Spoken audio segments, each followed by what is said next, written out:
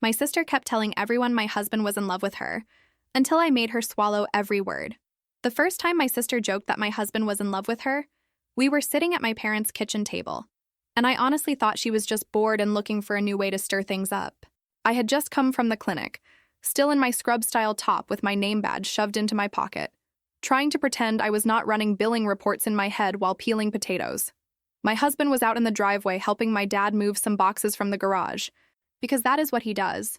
If he sees a box, a broken thing, or a weird noise in a wall, he goes there automatically. He works in building maintenance, lives in work boots, and has a brain wired to find loose screws and suspicious rattles. My sister sat across from me, legs up on the chair, scrolling on her phone like she was allergic to sitting upright.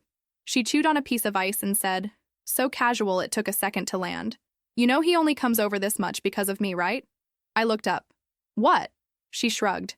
Like this was the most obvious thing in the world. "Your husband. He is obsessed with fixing my stuff. My phone, my car. That time he helped me move my couch. It is kind of obvious." I laughed because it sounded so stupid I did not know where to file it in my brain. "He comes over because this is my parents' house," I said. "And because my dad always finds a new project when he knows there's a man with tools in the family. And he helps you because you do not know how to reset a breaker, not because he wants to kiss you." She rolled her eyes and did that little smirk she does when she thinks she has secret knowledge. "You really do not see it," she said. "The way he drops everything when I call. The way he looks at me when I talk. You are lucky I am not messy." I snorted. "You called him that time because your smoke detector beeped once and you freaked out. He drops everything when my dad calls because my dad will keep calling every 10 minutes. And he looks at you like he looks at the dryer when it makes a weird noise. Trust me, nobody here is special." She laughed, but she held my gaze a little too long, and there was something in her eyes that made me uncomfortable. Then my mom walked in with a pile of mail. My dad yelled something from the yard, and life moved on. That should have been the end of it. Just a stupid comment, like when she used to say teachers had crushes on her, or coworkers were jealous of her energy. She has always needed to feel like someone is obsessed with her. In high school, it was boys. In her early 20s, it was supervisors and managers. If people were not paying attention, she would invent attention. It was annoying, but it was also just part of who she was. The problem is that this time, she decided to build that whole fantasy life on top of my marriage. And the sad part is, I should have seen it coming, because this was not brand new. It was just louder. When we were kids, she used to do smaller versions of the same thing. Back then, it was little playground crushes. There was this boy who lived down the street. The kind of kid who would come over to trade cards and end up staying for dinner. He liked me first, in that childish way where like means throwing grass at you. We were around 12. One afternoon, we were all sitting on the porch steps when he turned to me and said, "Do you want to come ride bikes later?" Before I could answer, my sister slid between us like smoke. "She cannot," she said. "She has to help our mom, but I can go." He looked confused. "I asked her," he said. She smiled sweetly. "Yeah, but I am more fun," she said. "You always smile more when I am around." I remember that burn in my stomach, the way my face got hot while the adults inside had no idea anything was happening on the porch. I remember telling myself it was stupid to care, that it was just a bike ride. Still, when I watched them pedal away together, that was the first time I had this weird, quiet thought. She will always jump in front of me if she feels like there is a spotlight. Later, in youth group at church, it was the same song with a different beat. A leader would pay attention to my questions, and suddenly she would be there, laughing too loudly at his jokes, sitting too close, telling me afterward that he obviously liked her more. If a boy in the group texted me, she would accidentally answer from my phone or start texting him separately, then tell me later, "He is way more my type anyway." When I got my first real boyfriend around the end of high school, she was the one who told my parents before I was ready. But somehow the story she told made it sound like he was chasing her too. She said things like, "He stares at me weird sometimes," and "I feel like if you were not in the picture, we would have a vibe." She said it half joking, half serious, like she wanted to see which half would land. I kept forgiving it because that is what everyone did. My parents used words like dramatic and free spirit and told me not to be jealous, that my sister just craved attention and that I was above that. They meant it as a compliment, but it always felt like code for, "We expect you to absorb the fallout," because she cannot handle consequences. So when she started making comments about my husband, my brain filed it under the same old folder. She needs to feel chosen, she needs to feel watched, and she has decided again that the person I am closest to is her best bet. The difference is that we were not kids anymore, and this time the stakes were not playground crushes or group texts. This time there was a mortgage and a marriage and actual reputations involved. A few weeks after that first kitchen table comment, it was my parents' turn to host Sunday dinner. They go to a small church and have this whole thing about being a family that opens their home, which in practice just means I end up washing a lot of dishes. I had worked a full week at the medical clinic, juggling appointment schedules, insurance authorizations, and patients who show up half an hour late and then get mad that they have to wait. By Sunday, my brain is mush. We were all in the living room when my sister decided to perform.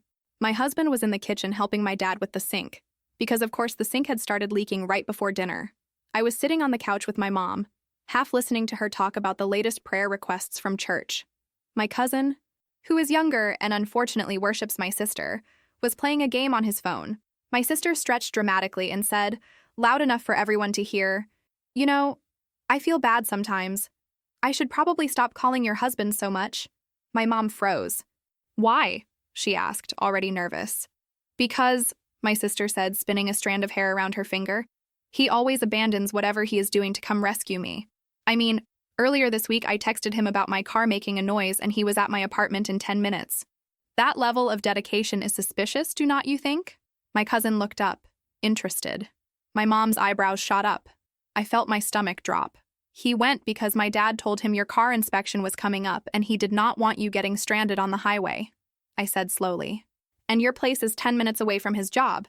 That is why he got there fast, not because he teleported." My sister grinned, loving the attention. Sure, logistics. But you all should see how he looks at me. Eye contact, body language. There is definitely chemistry. Right, cousin?" My cousin laughed awkwardly. "I mean, he definitely helps you a lot," he said. "You are always talking about him fixing something." "That is because she calls him for everything," I snapped. My husband could be sleeping and she would text about a light bulb. My mom gave me that warning look mothers have when they feel a scene coming. "Girls," she said, "we are not going to joke like that. People from church talk, you know that." My sister put a hand on her chest. "Who said I am joking?" she murmured. I saw it then. Not just teasing, but this weird, dreamy look in her eyes like she had already written an entire romance novel in her head. I felt something cold crawl up my spine. Later that night in the car home, I told my husband about it. "She keeps saying you are in love with her," I said, staring out the window. "She said you abandon everything for her and that there is chemistry." He made a face. "What? That is ridiculous." "I know it is ridiculous," I said. "But she is saying it out loud, in front of people. And you know how my family is.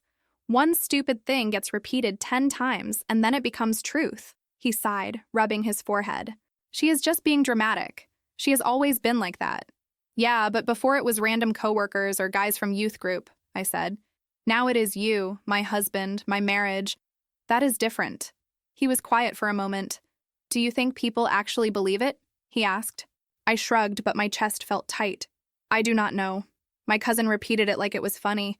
My mom looked like she wanted the floor to open. And my dad, honestly, he avoided eye contact the whole time, which is not great. He gripped the steering wheel tighter. "I just help her because she asks," he said. "If her car breaks down, I help. If her power goes out, I go." It never crossed my mind that she would twist that into whatever this is. "Then we need to do something," I said, "because I am not going to sit here and wait for someone from church to come up to me with that pity voice and ask, 'How are things at home? I know how this community works.'" He nodded slowly. "What do you want me to do?" "I want you to stop," I said. "Cold turkey. No more fixes. No more errands. If she calls, you tell her to contact a mechanic, or an electrician, or literally anyone else. Maybe when she sees that you are not her personal handyman, this whole delusion will fall apart." He hesitated. "She is going to throw a fit." "I know," I said. "But honestly, let her. I would rather deal with her tantrum than watch this nonsense grow." He thought about it for a few seconds, then nodded. "Okay, no more rescues. I will only see her in group settings and be polite. That is it." I exhaled for the first time all day. Thank you. I wish I could say that plan fixed everything. Instead, it blew the whole situation wide open. The first test came faster than I expected. A couple of days later, my sister called while we were eating dinner. He glanced at the screen, then turned the phone face down. "Are you going to answer?" I asked. He shook his head. "We just sat down," I will call her back later. She called again. Then again. Then she started texting. I could see parts of the notifications on his screen. Car making a weird noise, please. It might explode. I am serious.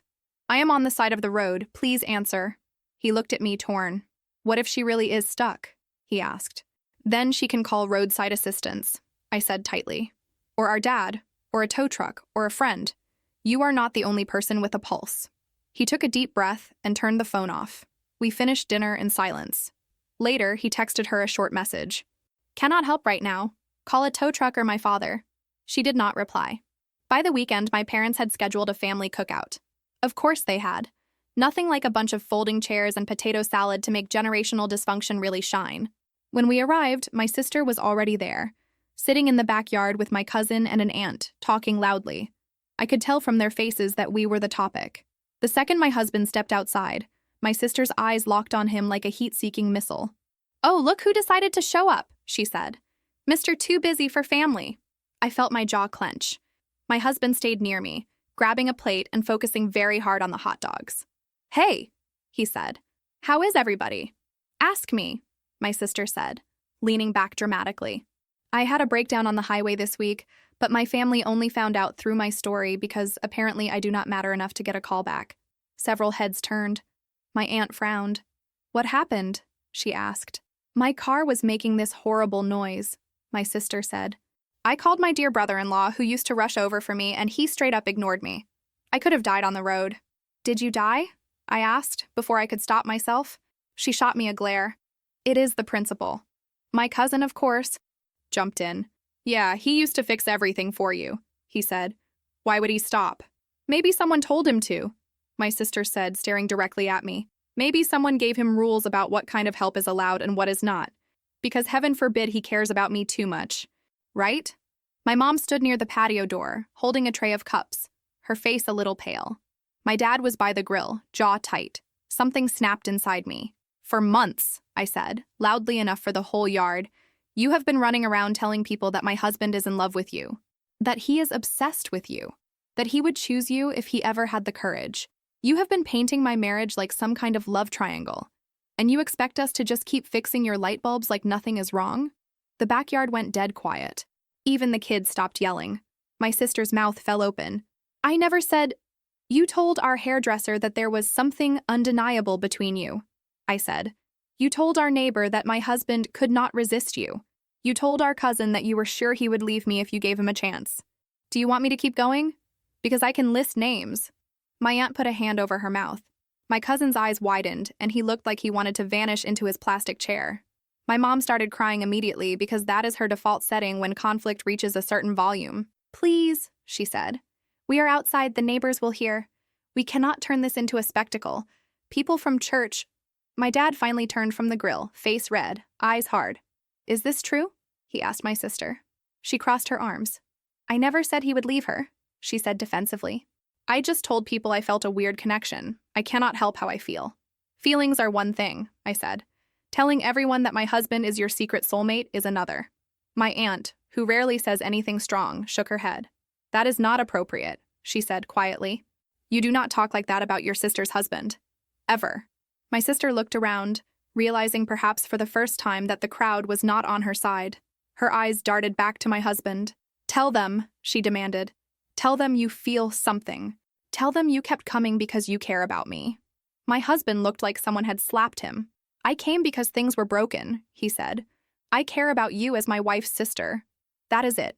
There has never been anything else, and there never will be. My sister's face crumpled. For a second, I thought she might cry, and part of me almost softened. Then she straightened, eyes blazing. You are all liars, she shouted. You are all scared because you know I am right. You are terrified he will wake up one day and realize he chose the wrong sister. She grabbed her bag and stormed through the yard toward the house. As she passed my mom, she hissed, You will all see. I am not crazy. I know what I felt. She slammed the gate on her way out. The metal rattled long after she was gone. The rest of the cookout was a weird, limp thing. People murmured about the weather, about sports, about anything except the nuclear bomb that had just gone off. My dad kept his head down, flipping burgers that nobody wanted to eat. My mom dabbed her eyes and muttered prayers under her breath. My aunt patted my arm and whispered, You did what had to be done, like we were in some kind of secret club. My cousin avoided my eyes completely, cheeks pink with that special kind of secondhand embarrassment you get when you realize you helped spread something that was never funny. On the drive home, my husband and I did not speak much. We were both numb. Finally, he said, "I did not realize people were talking." I laughed without humor. "You thought all her little comments were just jokes." "I did," he said. "I honestly did. I did not think anyone would take her seriously." "Well, they did," I said. "And now we have to deal with it." We should have known that in the age of everyone broadcasting their feelings online, the real explosion would not happen in a backyard. It would happen on a screen. The next morning, I woke up to my phone buzzing nonstop. Group chat notifications, missed calls, a text from my mom that just said, "Please do not look at anything before we talk." So, obviously, I opened the social media app immediately. Right there on my sister's page was a long, tear-filled post about betrayal and toxic relatives. No names, of course. Just vague enough to protect her from consequences. Just specific enough for everyone to know exactly who she meant. She wrote about being punished for having a genuine connection, and family members projecting their insecurity and jealousy onto her. She wrote about being ganged up on at a family event, and slandered for being honest about her feelings. She said she was done being the scapegoat for other people's fragile marriages. Hundreds of little hearts floated underneath. Dozens of comments from her friends saying things like, "You deserve better," and "Blood is not always family," and "If they cannot handle your light, let them live in the dark." I read the whole thing twice, my heart pounding so hard my teeth buzzed. My husband sat on the edge of the bed, running his hands over his face. "Do not comment," he said immediately. "That is what she wants. She wants drama." My phone buzzed again. My cousin. "Did you see?" Then my aunt. "Call me when you can." Then my mom. "Please, please, please do not respond online. We can fix this privately." Then another cousin. "Why is your sister saying your husband is obsessed with her? People are talking. This is not good." I took screenshots of everything. The post, the comments, the reactions from family. I sent them to my husband and to my parents. My mom called within minutes, sobbing. "She did it," she cried. "She turned it into a show. People at church are already sending me the post. They are asking if you two are okay, if he really—" "She is lying," I said through clenched teeth. "Again, you know that." "I know," my mom said. "But perception is powerful. People see a young single woman saying her family is jealous of her connections, and they make up the rest." "Then maybe it is time we say something too," I said. My mom panicked. "No, please. If you answer publicly, it will get worse. Let me talk to her. Let me get her to delete it." "You can try," I said, "but I am not promising anything." For hours, I paced around our small apartment, phone in hand, typing out responses and deleting them. Every fiber of my being wanted to scream. Finally, I sat down and wrote a post of my own. Honest, messy, a little longer than I meant it to be. I said I had watched my sister tell people for months that my husband was in love with her. I said I had tried to ignore it, thinking it was just another one of her exaggerations, until she started saying it to people she barely knew, including neighbors and people from church. I wrote that she was not being punished for having a connection. She was being confronted for disrespecting my marriage. I did not call her names. I did not say she was crazy. I just laid out facts. I also tagged my husband's profile on purpose because he wanted to be transparent. He told me, "If my name is going to be whispered anyway, I would rather it be on something I actually said." Within minutes, people started commenting. A woman from church wrote, "I did hear some strange things from her and was confused. Thank you for clarifying." A neighbor commented, "She mentioned something like that to me and I thought she was joking. I am sorry you are going through this." My aunt chimed in, writing, "This needed to be said. Enough is enough." My cousin added, "I repeated some of those jokes and I regret it. I should have asked you directly." But of course, there were also the other comments. A distant relative wrote, "Family drama should be handled offline. Posting this is immature." Someone else wrote, "Two sides to every story," like that was helpful. A friend of my sister's jumped in to defend her, saying she was fragile and always misunderstood. My husband eventually posted a comment as well. Short, but heavy. He did it from his own profile with his face and full name visible, because he said he was not going to hide like he had something to be ashamed of. He wrote that he had never had any romantic or emotional feelings toward my sister, that he had helped her with practical tasks out of basic family kindness, and that to see those actions twisted into a fairy tale he never agreed to was humiliating and deeply unfair. He ended with, "I love my wife, I chose my wife, and I will always choose my wife." He stared at the screen for a long time before hitting post. I watched the muscles in his jaw work like he was physically swallowing something. "I hate this," he said. "I hate that I even have to say this out loud. It should be obvious." "Nothing is obvious when people are bored and online," I said. He gave a humorless laugh. "Put that on a shirt." The ripple effect started almost immediately. A couple of his coworkers followed him on that app, the younger ones who liked sending each other jokes about broken elevators and weird tenants. They saw his comment. They saw my sister's original post. They put two and two together and got something way more interesting than the truth. One of my sister's friends lived in one of the buildings where he worked and apparently dropped the whole saga into the resident group chat with a comment like, "This is the maintenance guy from our building." So now it was not just a random story online. It had a face and a place attached. The very next Sunday at church, I felt the new version of it in person. The glances were different. Before, people looked at us like we were the nice young couple who helps out with events. That morning, there was this weird mix of pity and curiosity in their eyes, like we had turned into a live drama they could watch during hymns. After the service, the pastor's wife came over with her too bright smile. "How are you two doing?" she asked, stressing the two. "We are okay," I said. "Tired, but okay." She nodded slowly, like she did not quite believe me. "I saw some things online," she said softly. "I will not pry, but just know we are praying." There it was again, that word, praying, as if prayer was some kind of spiritual duct tape they could slap over any awkwardness. Behind her, I could see a couple of women huddled together near the coffee table, whispering and glancing over. One of them caught my eye and quickly looked away, suddenly very interested in a stale cookie. "We appreciate it," I said, "because that is the script you are supposed to follow." What I wanted to say was, if you really want to help, tell people to stop treating my life like a soap opera you can comment on between songs. Later that week, a woman from the choir cornered me in the parking lot. "I just wanted to say," she began, lowering her voice. Teenage girls can be very intense with their feelings. Your sister is not a teenager, of course, but you know what I mean. Sometimes single women latch on to married men because they see stability. I stared at her. "My husband did not do anything wrong," I said. "He helped with practical things." She built a whole love story in her head. She blinked, surprised at my directness. Of course," she said quickly. "I did not mean to imply. Well, we are all praying. Always back to praying." I got in my car and sat there for a full minute before starting the engine, hands shaking on the steering wheel. The next day at the clinic, I could feel it in the hallway before anyone said a word. You know that feeling when you walk into a room and conversation dips just enough to make you paranoid? That was my entire morning. Two receptionists were standing near the copy machine when I passed by. One of them glanced at me, then leaned in to whisper. The other's eyes widened. They both pretended to be fascinated by the paper jam a little too hard. In the break room, one of the nurses scrolled on her phone and said, "People really do the most online," in this loaded tone, like she was baiting me. I poured my coffee, stared into the mug, and decided I was too tired to take it. But the moment that stuck with me was with a patient. She was an older lady, the kind who treats every appointment like a social visit. I had checked her in 100 times, heard about her grandkids, her dog, her neighbor's car. She always called me sweetheart. That morning, after I handed her the clipboard, she tilted her head. "Are things okay at home, dear?" she asked. My stomach dropped. "Why?" I asked carefully. "Oh, nothing," she said too quickly. I saw something online. I should not have looked, but you know me, I am nosy. Your sister posts a lot. She always seemed like such a lively girl. I hope she is not causing trouble."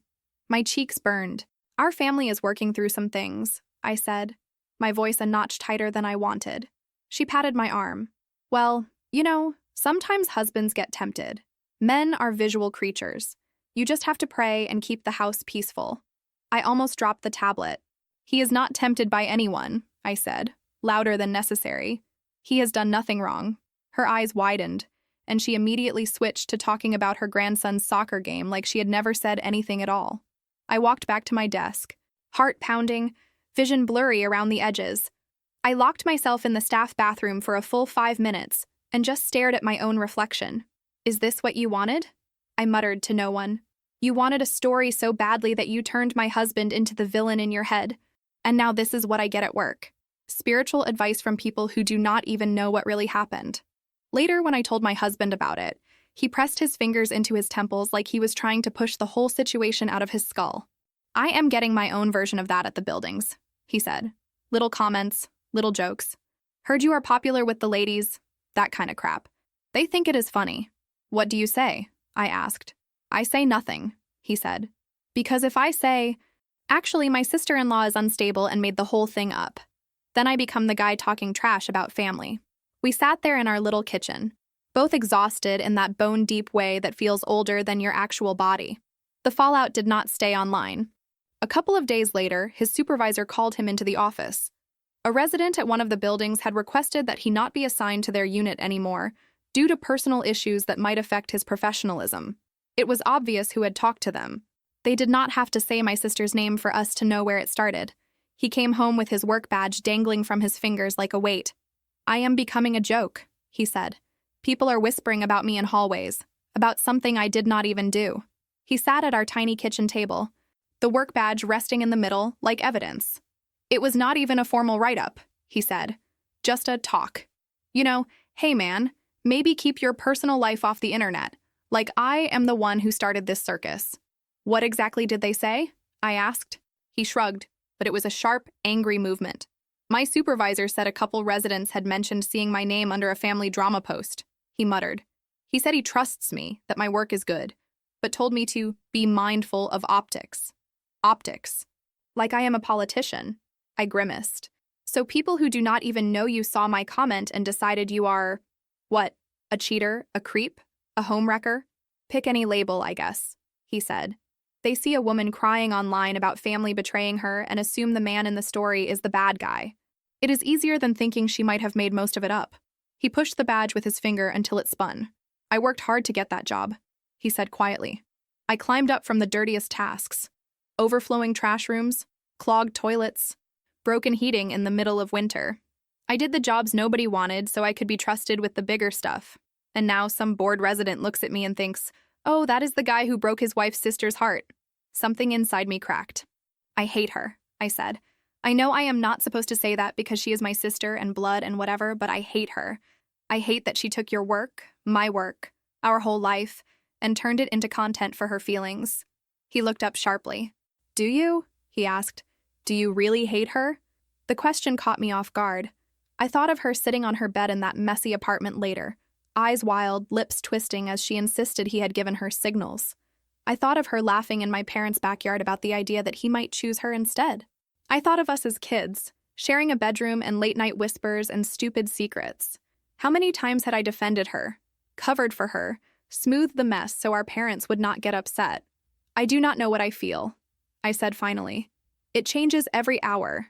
Hate, sadness, pity, rage, then guilt for feeling anything but compassion because everyone keeps telling me she is fragile. He rubbed his face. I am tired of being the villain in her story, he said.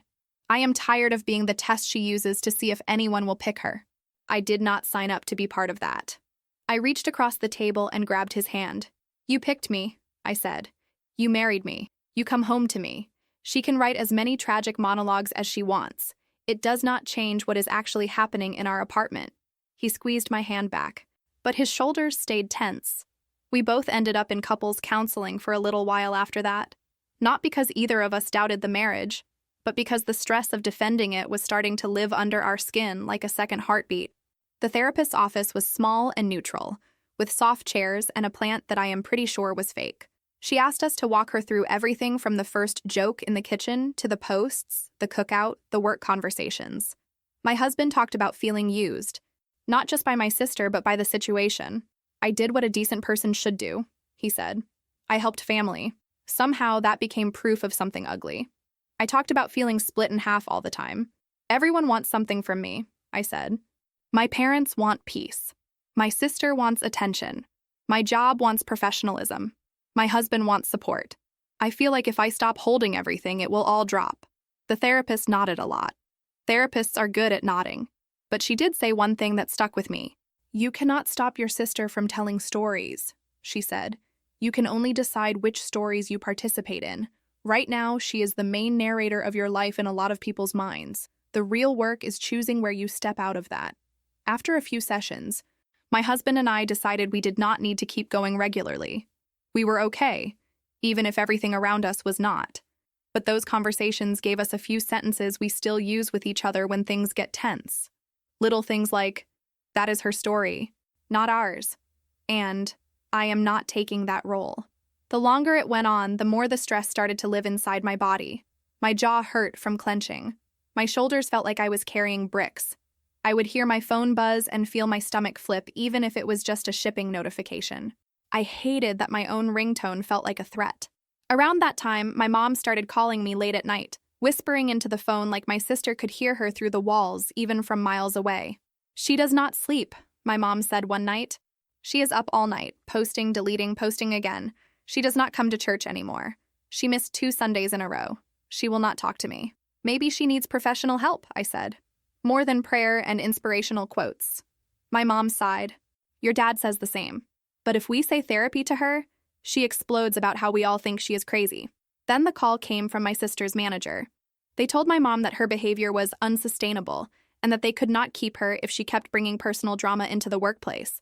My mom cried on the phone with me afterward. "She is going to lose her job," she said. "I can feel it." "Maybe that will be the wake-up call she needs," I said. The words tasted mean, even as I said them. I was tired of being the only one feeling any consequences. Meanwhile, at my own job, the fallout hit closer. A coworker I had been close to for years suddenly went quiet. Short answers. No more lunch invites. Finally, I asked her what was going on. She looked uncomfortable. I do not want to get in the middle," she said. "Your sister follows me online and sent me messages about you twisting her words. I do not want to be part of that." I felt my throat tighten. "You know me," I said. "You know I would not do this without a reason." "I know," she said gently. "But I also know how messy family stuff gets. I have enough of my own. I hope you understand." So I lost a piece of my support system, too. Later, even after things calmed down, we never really went back to what we were. We stayed polite, but that easy friendship was gone. My cousin, the same one who used to repeat my sister's jokes, sent me a long message late one night. "I am sorry," he wrote. "I thought it was just drama, and I kept repeating it because she made it sound funny. I did not realize how serious it was until the cookout. I unfollowed her for a while because I cannot handle the posts. I will not talk about your marriage again. It is not my place." It was not some grand gesture, but it was a small relief to know at least one person who had helped fuel the rumor mill was backing away. Around that time, my husband and I met with a lawyer. We did not want to sue my sister or anything dramatic like that. We just wanted a way to make her stop talking about him like he was her tragic, almost lover. The lawyer listened patiently, took notes, read through some of the screenshots I had brought. Then he said, "We could draft a cease and desist letter. It would basically tell her to stop making certain statements or face possible legal action. Sometimes just the formal language is enough to scare people into silence." "Would it fix the damage that is already done?" my husband asked. The lawyer shook his head. "Not really. It might prevent future posts, but it could also escalate things if she feels attacked." We took the draft document home and told my parents about it.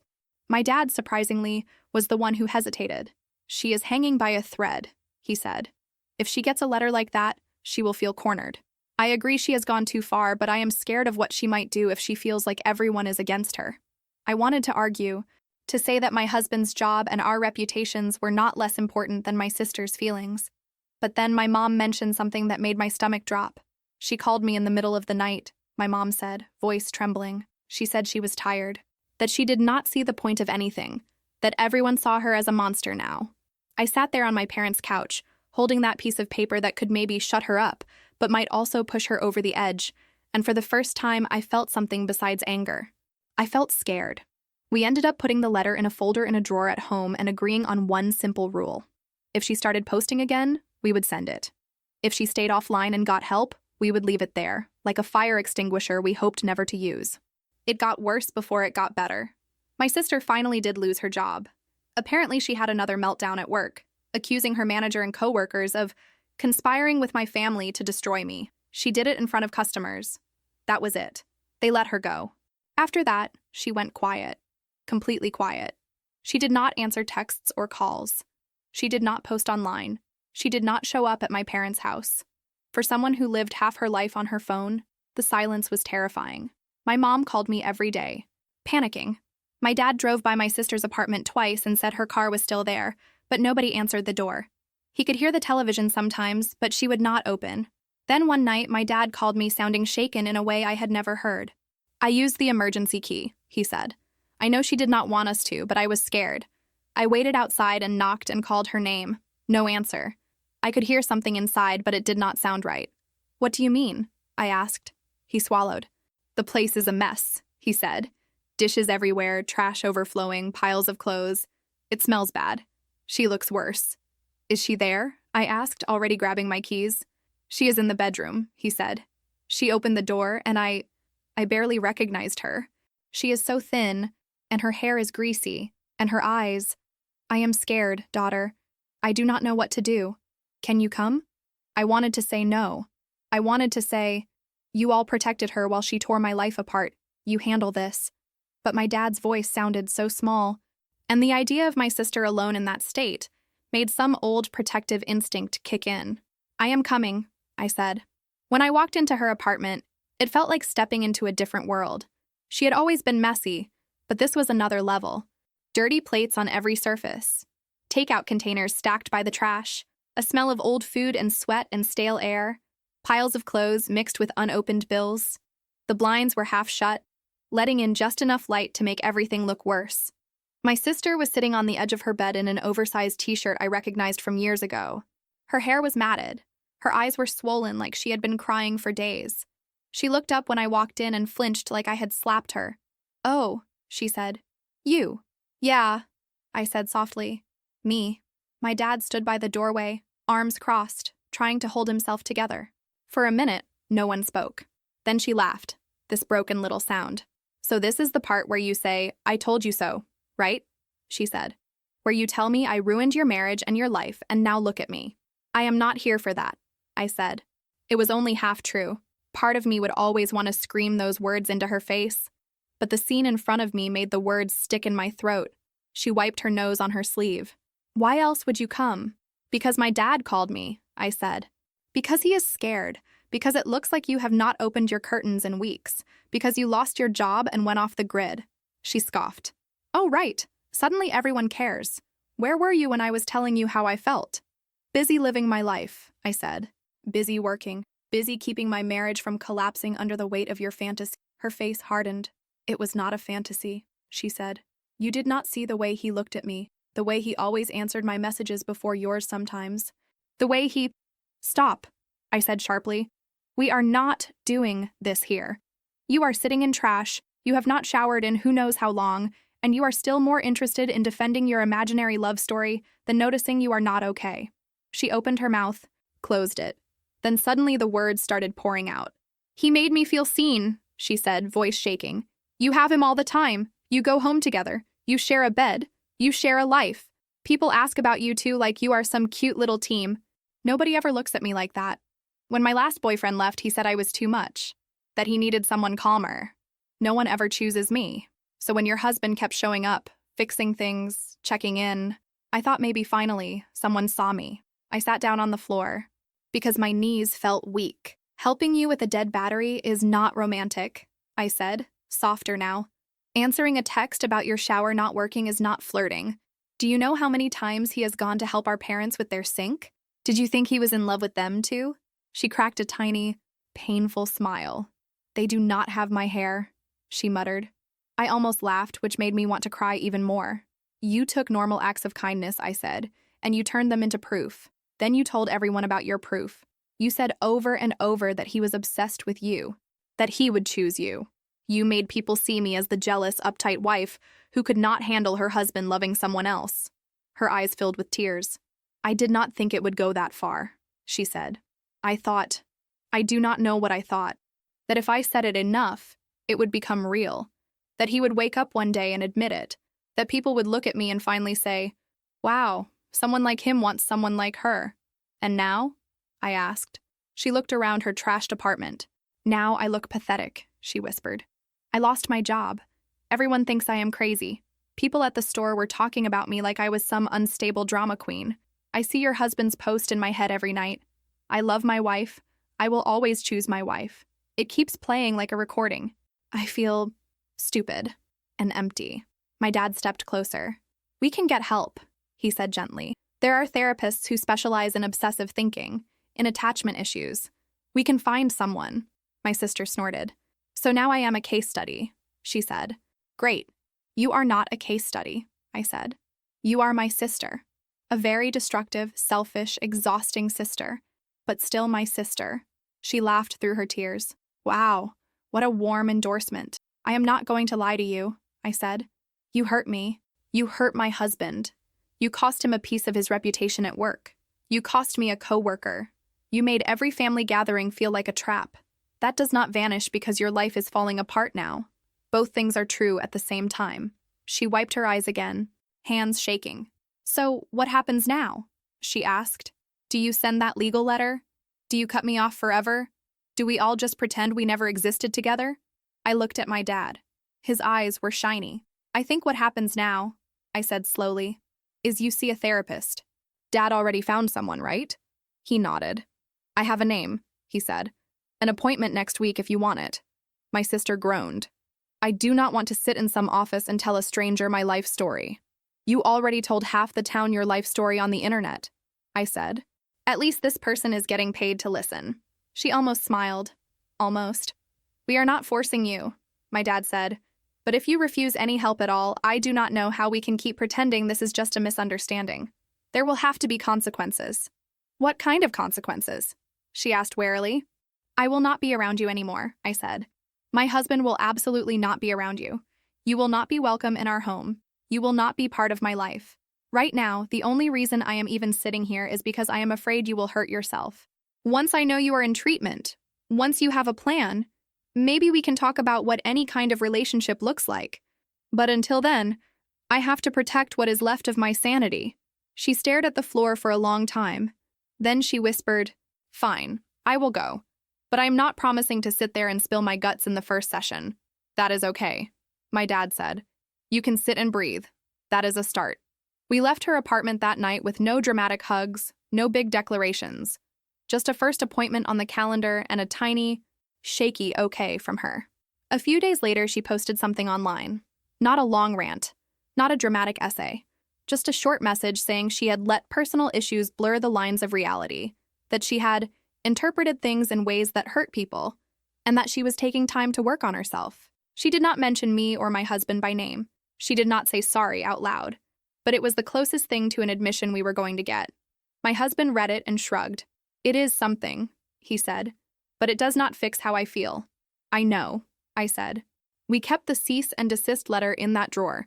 Just knowing it was there, already drafted, made it easier to breathe. She never went back to posting about him again. So the letter stayed where it was, yellowing with the other grown-up papers we hoped we would never use. Time did not suddenly jump forward. Nothing magically healed. Life just kept going. She started therapy, twice a week at first. She got a job at a call center eventually after a couple of months of nothing. My mom sent me little updates. She went to her appointment today, and she actually showered before noon, like small weather reports. We kept our distance. We did not see her at church because she did not go back right away. We did not cross paths at grocery stores, partly because I changed where I did my shopping. My husband never spoke to her. He told me very clearly that he would be polite if forced to be in the same room, but that was it. No jokes, no errands, no favors, not ever again. At his job, things slowly calmed down. New maintenance problems came up, new residents moved in, new gossip swirled about other people. His supervisor stopped bringing up optics. The joking comments dried up. There are always a few who remember, but he is back to being the guy who fixes things, not that guy from the story online. It is not like it never happened, but it is not the headline anymore. Then my mom called one day and said, Your dad and I want to have a small dinner. Just us, you two, and your sister. No cousins, no aunts. She has been going to therapy. She has a steady job. We want to test the waters. My first instinct was to say absolutely not. The idea of sitting across a table from her made my stomach twist. But my mom's voice sounded tired, and my dad had been carrying this weight too. Only if my husband can say no without being painted as the bad guy, I said. If he decides he does not want to come, I will not pressure him. Of course, my mom said. We understand. When I told my husband, He surprised me. I will go, he said. I blinked. Are you sure? I want to support you, he said. And I want to look your parents in the eyes and show them I am not hiding.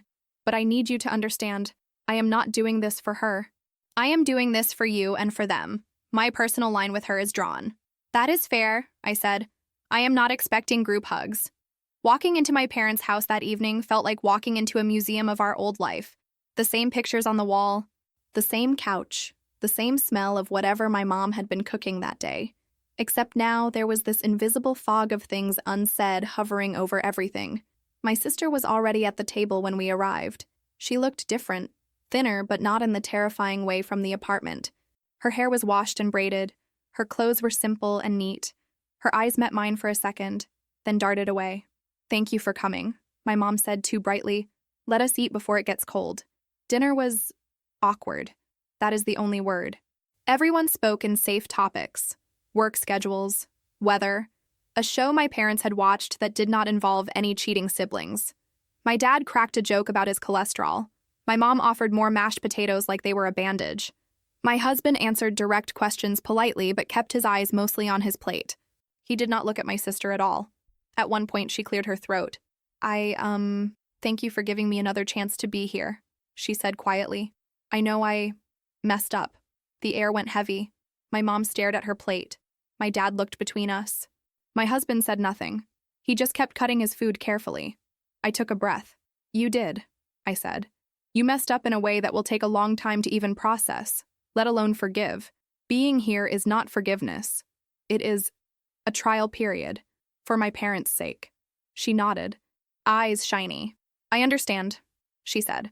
After dinner, my mom and dad went into the kitchen to make coffee, leaving the three of us in the living room. It felt deliberate.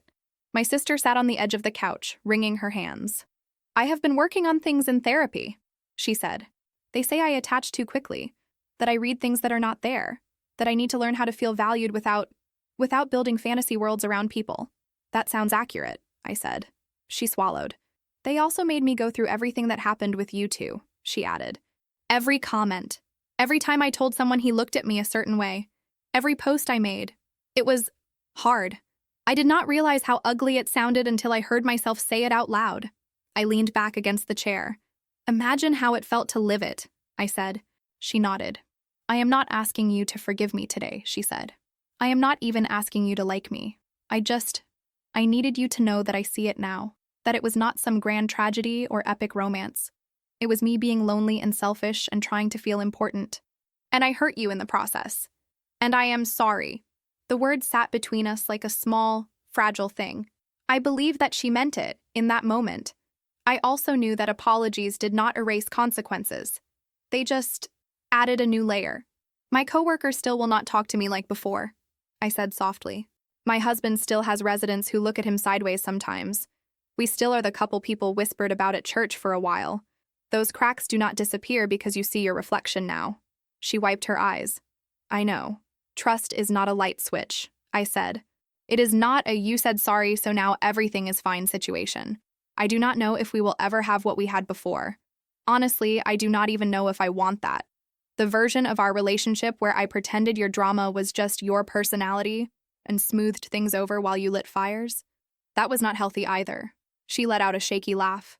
My therapist said something similar, she said. That maybe part of this has been going on since we were kids. That you were the responsible one, the fixer, the quiet one. That I was the loud, dramatic one. And that everyone let me be that way because it was easier than telling me no. I nodded. I am done being your emotional janitor, I said. I will not be the person who cleans up your messes and takes the blame so you can keep the spotlight. If you want to be in my life, it has to be as an actual adult. Not as the hurricane I am expected to love while she destroys the furniture. She swallowed hard. Okay, she whispered. That is fair. From the kitchen, my dad called out that the coffee was ready. My husband stood up, clearly grateful for the interruption. On the drive home, he squeezed my hand.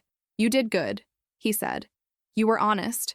You did not sugarcoat, but you did not kick her while she was already down. I wanted to, I admitted. Me too, he said. But I am glad we did not. Months passed. Holidays came and went. There were more family events, some with my sister present, some not. When she was there, we were polite. She stayed on one side of the room. We stayed on the other. My husband never engaged beyond hello and goodbye. If she ever needed something fixed, she did not ask him. Maybe therapy had finally convinced her that was a boundary carved in stone. My parents tried, gently and clumsily, to recreate some kind of normalcy. They would say things like, "Look, we are all here together. That is what matters," with this hopeful look in their eyes. They wanted the old picture back, the one where both their daughters sat on the couch laughing and sharing snacks. Not this new painting with cracks running through the middle.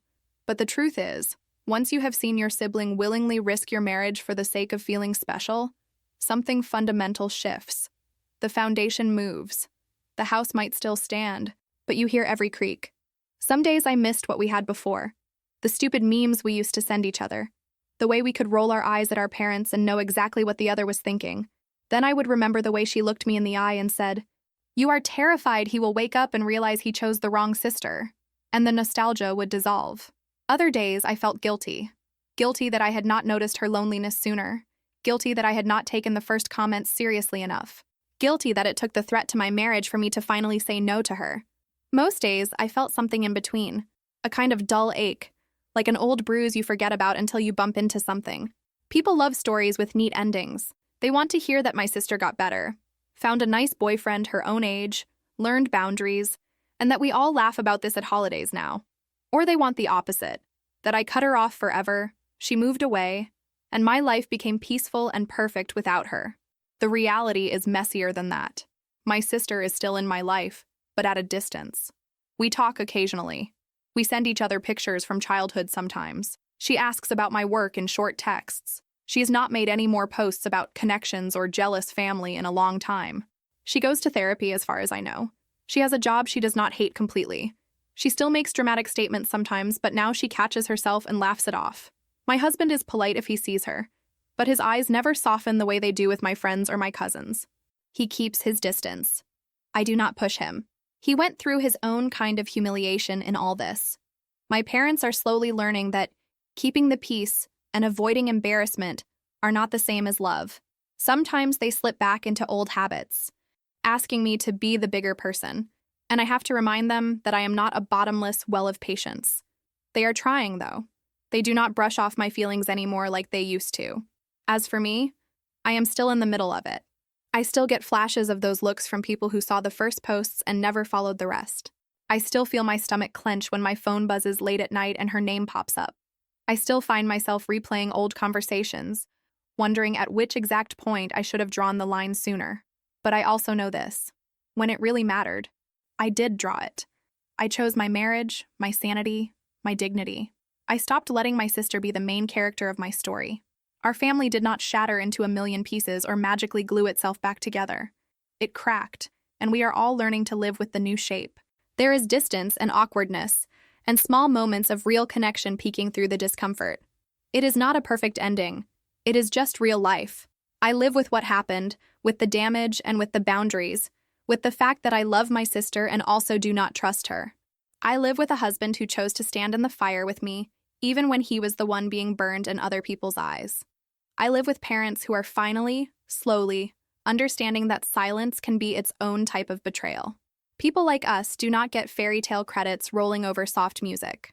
We get complicated middles, and for now, that is where I am. In the middle, holding on to the people who actually show up for me. One uncomfortable family dinner, and one quiet, solid night at home at a time.